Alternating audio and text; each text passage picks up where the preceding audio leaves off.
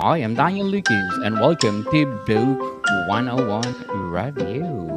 Book 101 is all about the books that I read for the last 40 years, and today I have my special guest. He's the author of the book. Welcome to the show 1.0, the complete podcasting system for your business. No other than Mr. Rick Naske. Hello. Welcome to Book 101, Mr. Rick. And can you please introduce more about yourself? Absolutely, Daniel. Thank you so very much for having me on your wonderful show. I've heard a lot about it, so doing some great things. But yeah, I'm the host of the My Future Business show. I'm also the founder of a company called My Future Business. No surprises there. And we've combined all of our operations to really point back to the podcast, and we help business owners and book authors ourselves to get in front of their best audience and customers so that they can have success in whatever they're doing.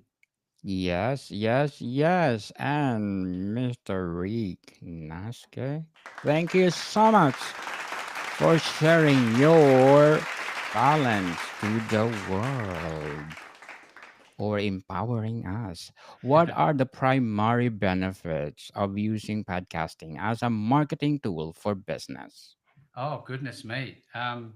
There are several. Look, there's lots of people that use traditional paid marketing. They don't see necessarily great results from paid marketing. In fact, it's almost a bit of a gamble if you're new to paid marketing or you go to an agent and you have to trust them to do the right thing by you.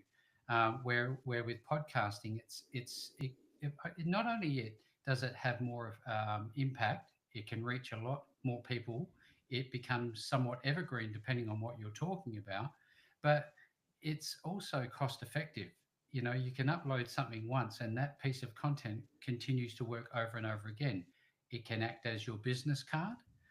It can personalize you. It can give you a face to your business, which I think is important because people buy products, but in my experience, Daniel, they certainly get a lot of value out of knowing who is running the business.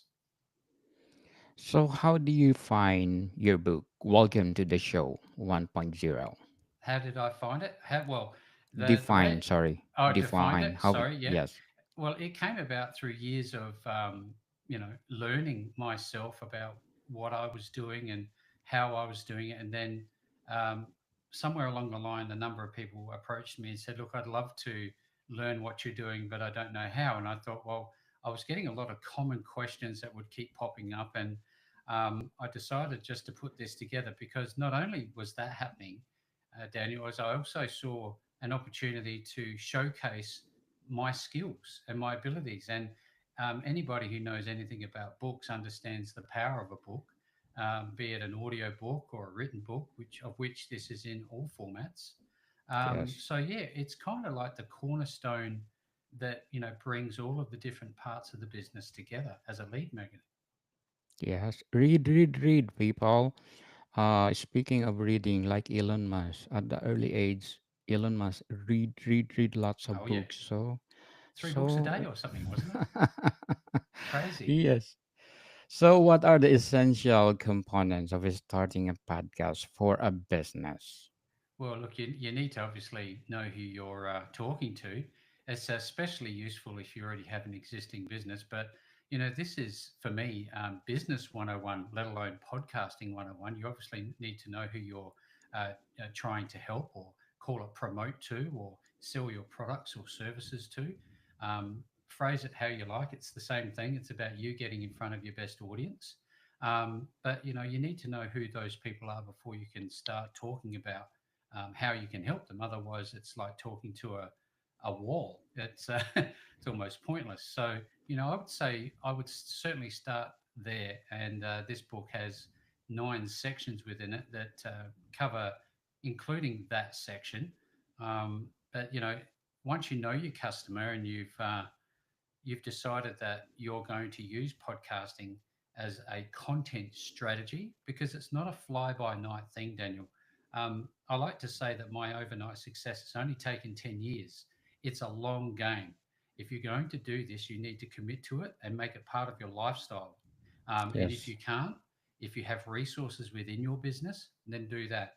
Now, if you are a busy solopreneur, which a lot of the people that I work with are, then you still have the opportunity to use podcasting, but you just need to pace yourself at a rate that gives you the ability to produce content. But the important component to that is to be consistent. And what I mean by that, Daniel, is if you say that you're going to create content once a month because that's all you can do, or once a week, or whatever it might be, then make sure you are consistent because your audience will come to expect that frequency. Consistency, people. Podcasting is like you're planting a tree, so have patience. So, how can business identify their target audience for a podcast? I talk a lot about in the book, Daniel, about going where they already are hanging out. And, the beauty of AI and online spaces nowadays and forums and groups is that you can learn a lot from simply being in the places that other people in business or in whatever your niche is. If you're hanging out where they are, um, that's really one of the easiest ways I've found. Now, if you have a traditional bricks and mortar business, it may be a little bit different. But nowadays, I'm finding that the large majority of traditional bricks and mortar businesses also have an online component. So therefore, a percentage of their target audience, if you like, will already be hanging out in those forums. Um, you know, Looking in Reddit, in Facebook groups, on YouTube communities. Um, yeah, and Google in and of itself, it's a very great place to just run a quick search for your particular topic, and it's amazing what you'll find. Yes, for sure. So, why is it podcasting an effective medium for building brand authority? It's brand familiarity. That's where I start. At the end of the day, if you have no traction and you're a business of one, and let's assume that it's the day one, Daniel, and nobody knows you. You've just started a brand new YouTube page, and you've just got a website, and it's literally your first day. Nobody knows you, so it's about that brand awareness, brand familiarity, that need to build trust. And it does all of those things very, very effectively. Again, it all does come back to consistency. And I would say also to add to that, engagement. If people do ask questions on any of the channels that you are on, for example, if you have just say a WordPress website, if you have a comment section, make sure that one, that comment section is on, and two, that you respond to it, or in YouTube comments or your Facebook group. Engage, interact, and after your podcast goes live, people will see it and they may have some questions. And yeah, you just go from there. Very well said, Mr. Rick. Very well said. And how does the book help business choose a product format that suit their goals? Well, a lot of the times, the businesses that I work with, Daniel, already have a product or service offering. It can be used for startups, but the startup phase is a little prior to this. You can certainly consider this book as something as part of your strategic decision making. If you are deciding that you're going to become a seller on Amazon, it can certainly help you work out the strategy for podcasting. But it's certainly, I don't know necessarily that it's a book that will help you choose a product or service. So, how can storytelling techniques be used to engage listeners in business podcasts? Storytelling is absolutely probably up there with the most important element of podcasting because we've naturally been taught from a young age to listen to stories. I remember when the first Star Wars came out. I'm showing my age. When the first Star Wars came out, Daniel, I remember going and watching that fabulous movie and being told a story in such a ways that I was so caught up in that moment that I felt that I was part of that experience. I felt that I was on Tatooine. I was part of that, that tribe. And through storytelling, people will go, they will self select and they'll say, that sounds like me. I can remember when that happened to me too. So, if you're good at storytelling, even though you might not think you are, just pretend that you're talking to someone you love, a friend, a colleague, and you'll start to open up and don't force it. Stories will naturally come from you, even though you might not think they will. For sure. So, what advice does the book give for creating a podcast content calendar? Oh, absolutely. I have a heavy reliance on technology. Thank goodness for the technological age that we live in, Daniel. It's amazing. We have automatic scheduling software that it talks about in the book. Some of those things are now changing in terms of, they're shifting gears towards new product options. And I'm always looking for different scheduling software tools now that AI has come to the fore. There's a lot of new ones that are not described in the book, but I can see a place for keeping it simple. If you're again that solo entrepreneur who doesn't have many resources, then automation of scheduling could be good. Whether it really also depends on if you're going to be a solo caster, meaning that you'll deliver a podcast on your own, whether or not you're part of a panel, what level of resources that you have, I think is quite important as well. So, Mr. Rick, how does the book recommend balancing educational and promotional content? It's the 80-20 rule, I think. If you're just there selling, selling, selling, people are going to know that it's just a sales pitch. And Yes. again, if we go back to that component where you're asking me about storytelling, which I absolutely love that question, if you're focusing on that and you become, I guess, skilled, is probably the best way to say. If you become skilled over time at learning to introduce offers, special offers, ways to solve problems, then you're not actually ever selling or promoting directly. If you know your audience and you know the problem that they're having that your product or service solves, and you introduce it through a story, and then you take that story and say, well, look, if you need to know and think more about that, I know I have a solution that may work for you. If you want to check it out at the end of this podcast, go check out this website. That's a lot. That's what happens typically on the Welcome to the Show interviews. What equipment and software does the book recommend for professional quality podcasting? Oh goodness! Now you've opened Pandora's box, Daniel. There are introductory level software, but I've said this for a long time. If your audio quality is good, you'll have a lot better opportunity to keep people watching your video, even though it may not be as high quality. Because if people can hear you, they can understand you. A lot of people are listening to mobile devices, to and from work or going throughout their day. They might be at the gym. They could be anywhere. So if they can plug in their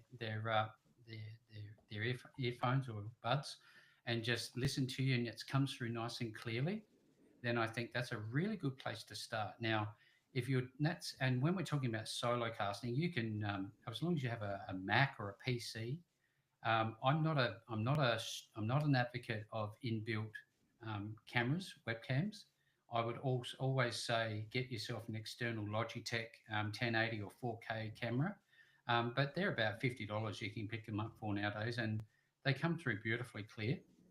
And you know, as time goes by, if you decide that you want to do interviews, even then, I wouldn't suggest getting a like a mixing station. So many people I see, Daniel, they waste so much money on getting all of these mics. They get a mixing deck, Yes. top of the line stuff, Rode 5 channel mixing deck. They get all these Elgato Stream Deck because they want to be fancy and put all this stuff in there. You know what? Even to this day, after almost 11 years doing this, Daniel, I use OBS to record, a Logitech camera. I have a A1 Rode connector that plugs into my computer with a Procaster Rode microphone and a Rodecaster arm. Then that raw recording is taken from OBS, and then it's put into DaVinci Resolve, which is another free software. So you've got DaVinci Resolve that's free, you've got OBS is free. And if you can't get free, then maybe it's just an internet thing for you. So if it's free, then you've got no excuses not to start. But yes, you can upgrade and start to invest in higher quality. I certainly did. I remember the Yes. first interview I did, Daniel, was with a gentleman named James Schrenko, who is the founder of Superfast Business. He was the one who actually introduced me to podcasting. And I can remember my first interview was with James. Now, I had a Logitech webcam, microphone, and camera running, and it was chalk and cheese, his audio and video versus my audio and video. But you learn very, very quickly what you're happy with, what the audience will be happy with. I'm hoping that explains it a little bit. Yes, definitely. You know, people, I started $10 of microphone plus my iPhone 10. Imagine Yep. my first season of Food 101 and Book 101 review. I started with a humble beginning and then Oh, yeah. you upgrade and upgrade and upgrade. Mr. Rick, how can businesses set up a recording environment for optimal audio quality? Yeah, it's another component inside the book that we talk about. Again, if this is if you're bootstrapping it, as they say, and you don't have a lot of money spare to invest in sound deadening equipment, put a bit of carpet on the wall, close your windows, make sure that if you have noisy fans on your computer, maybe you can put the computer elsewhere, somewhere in a different location, or on the I guess the very budget side, just hang a rug from your bed for the day if you're going to do interviews. Some people I know, they record in cupboards. Believe it or not, they do that. So whatever works, I think you need to be a little bit. What would I say? You just got to look for different ways to do the job. Yes. Improvise, people. Improvise. That's the Improvise. word I was looking Yes. for. Thank you, Daniel. You're most welcome. You are most welcome. So, what tips does the book provide for editing and post production? uh, as I've mentioned, OBS Studio to record. Now, the rabbit hole goes deep with OBS because, let me give you an example. It's a very important thing to have individual track recording because if my audio is different than your audio, mine's lower than yours, let's say, or I've got noise on my track and you don't, it's going to come out in the final recording. Now, in OBS, if you know how to use it, just a few tricks which you can pick up on YouTube like anything else nowadays, you can separate the tracks and you can record on individual lines through OBS, and then you can chuck it into DaVinci Resolve, and then you can edit those tracks individually. Now, I know that another good option, apart from DaVinci Resolve, which can be quite complex if you're just starting out using it, but it is basically the full suite for free, which still blows my mind to this day. There are other options out there. Many. Camtasia is a very favorite one of a lot of people. Then there's the online recording studios like Riverside and many other options out there. There's not just one. I mean, if you're a mobile type person and you're recording on the go, a simple mobile phone, Android, doesn't matter, Apple can all do the job. Definitely.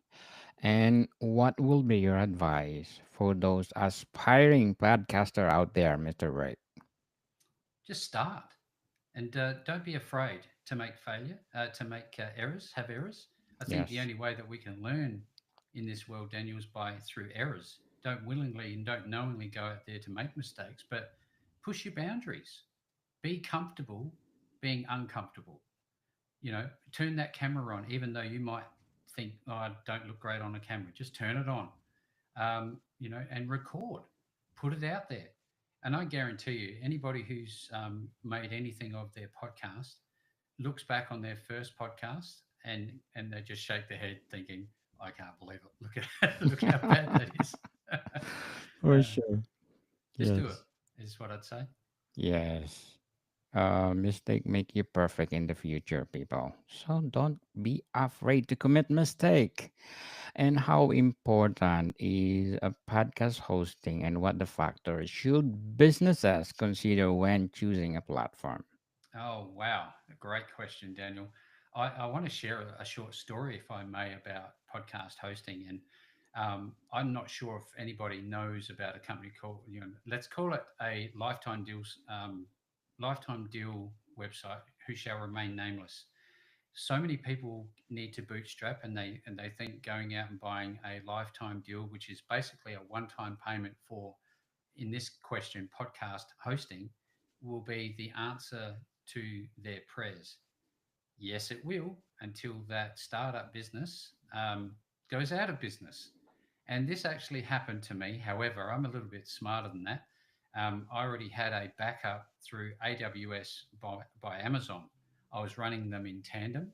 So when this particular lifetime deal business went out of business, my podcast on Apple and other places continued to stream out through RSS. What I'm suggesting is, be prepared to spend a little bit of money on hosting. YouTube is fantastic for podcasting now as well. That is also free. So if that's your choice, go for it.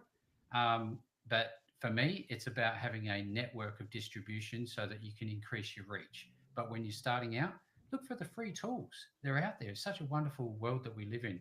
Again, you just download OBS, you download DaVinci Resolve, you start a YouTube channel, and you're good to go. That's a good starting point. Yes, definitely. So, what is your short term and long term goals in podcasting? Um, the short term goal is that I've been already doing it for 11 years. So I guess that's my long term goal, was to be successful and stay growing with the podcast. We've had lots of business owners, book authors, and those who are involved in different projects, let's call them, come to the show, join me on this show. And my whole mission in life, Daniel, from day one when I'd started this, was to not only be a stay home dad and look after my children, but I had an itch I needed to scratch as a former corporate. I wanted to give back. I knew business was going to be it. And I thought, well, how can I continue serving the business community whilst I'm at home doing this and being a full time dad, which is the hardest, most rewarding job, I might have to say. And it turned out that starting a business focused podcast um, was, how it all turned out. And it's been a fantastic journey, being able to see so many different businesses, hundreds and hundreds and hundreds of businesses, um, come to the show, join me on the show, take away an asset. For me, that is very fulfilling, knowing that I've been able to make some sort of impact for other businesses. Good luck for your goals, Mr. Reg. And Thank you. what metrics should businesses track to measure the success of their podcast? Oh, yeah. Another deep rabbit hole. There are so many different platforms that provide statistics, but honestly, I don't focus on that side of the business too much. If you look under the logo of the My Future Business logo, it's got helpful people helping people. My measurement of success is how many people have I helped, how many people have I had on the show, and where am I seeing the interviews being used around the internet. Now, we've got some specific tracking data. I have a subscription for a tracking data that tells me where the backlinks are coming from. In actual fact, you can also get that sort of information for free through, the likes of Google and YouTube are a fantastic platform for statistics. um, but yeah, there are certainly paid options and free options for tracking what you think is important to you. Apple Podcasts, I think it's called Podcast Connect, is improving. I wouldn't Apple say is. that's great. So I've had a look in the backside of there, but again, it's how many people are coming on the show for me, and whether or not those are getting airtime. If you're interested in vanity metrics, then maybe you can look at likes, shares, and that sort of things. But to me, they don't move the needle. What moves the needle is testimonials and reviews. Yes, people. Learn from the expert. Mr. Rick Naske. So, to sum up our discussion, Mr. Rick, how can businesses use listeners' feedback to improve their podcast over time? Ah, at the end of every interview that I give, we send out a final email containing all of their links. But it's also got a link to provide feedback and offer their feedback about how we can improve the show. I think the day that you think you don't need to improve is the day that you need to close your podcast. We are always improving. And I've had some pretty critical feedback about how we've run the show before, and I've adjusted my techniques, my approaches to meet the needs of my ideal guest. So if you're listening and you have a way for people to contact you and specifically ask for their feedback, don't assume they're going to give it to you, because a lot of times, if you say, "How did I go?" people are going to say, "You did great." You don't want that. You really want them to say, "Look, I need the truth of the matter. If I send you out a feedback form, would that be okay?" And 9 times out of 10, not only will they say yes, they'll send it back filled in. Wow, very nice, interesting feedback, Mr. Rick, especially for the podcaster out there. You're So, welcome. Mr. Rick Naske, thank you so much for empowering us as a podcaster. So, can you please invite our listeners to support your book, to support your podcast? Absolutely. Thank you very much for the opportunity to share this part about my future business, Daniel. If you want to join me on the show, just visit myfuturebusiness.com and check us out on YouTube. Go and like and subscribe, and you'll find Welcome to the Show 1.0 on Amazon. Yes, people, let's support Mr. Rick Naske because if you support him, more episodes of podcasts to come, more books to come. Looking for more books, Mr. Rick, to empower us. Please. Absolutely. Yeah, well, look, we've got number 2 on the way, so I'd love to come back and share it with you. That'd be awesome. As I said, you are most welcome to come back. So, Mr. Rick Naske, thank you for your time. Thank you. More to come, people. See you soon.